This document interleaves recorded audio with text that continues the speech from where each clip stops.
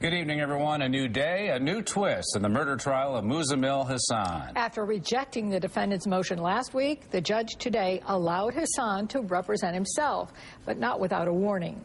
Hassan then cross-examined the general manager of the Bridges TV network, where the defendant's wife was found decapitated in 2009. Also today, Hassan told an objecting prosecutor to calm down. News 4's Lori Schultz has been keeping us updated around the clock from inside the courtroom since the trial began. She joins us live now with the latest tonight. Lori? Yeah, Don and Jackie, never a dull moment, not in this trial, that's for sure. You know, the judge did tell the defendant he has the right to steer his own ship, even if, quote, unwittingly he steers it right into an iceberg, unquote. Late this morning, Mr. Hassan took over as his lead counsel. Once again, no cameras were allowed in a courtroom, but we did hire a sketch artist to help us tell you today's developments.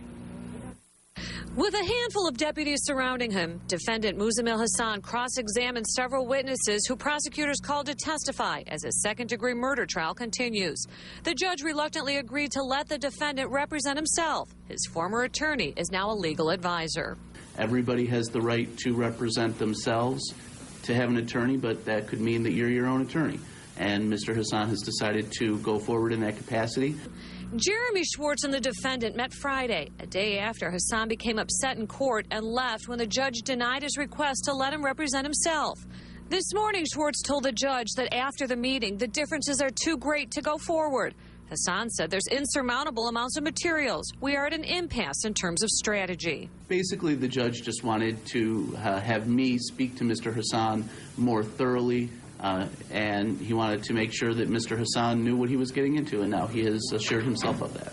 Hassan is on trial for beheading his wife Asia nearly 2 years ago. Judge Franzak granted Hassan's request today with great reluctance, and after warning him that the change could have a negative impact on jurors, possibly giving the perception that he's so arrogant. The judge did advise that that could be a concern to Mr. Hassan.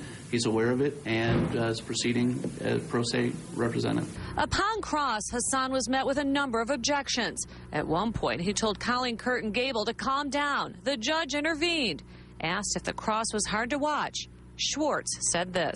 Obviously, the case is a very serious one, and I will be there to answer Mr. Hassan's questions.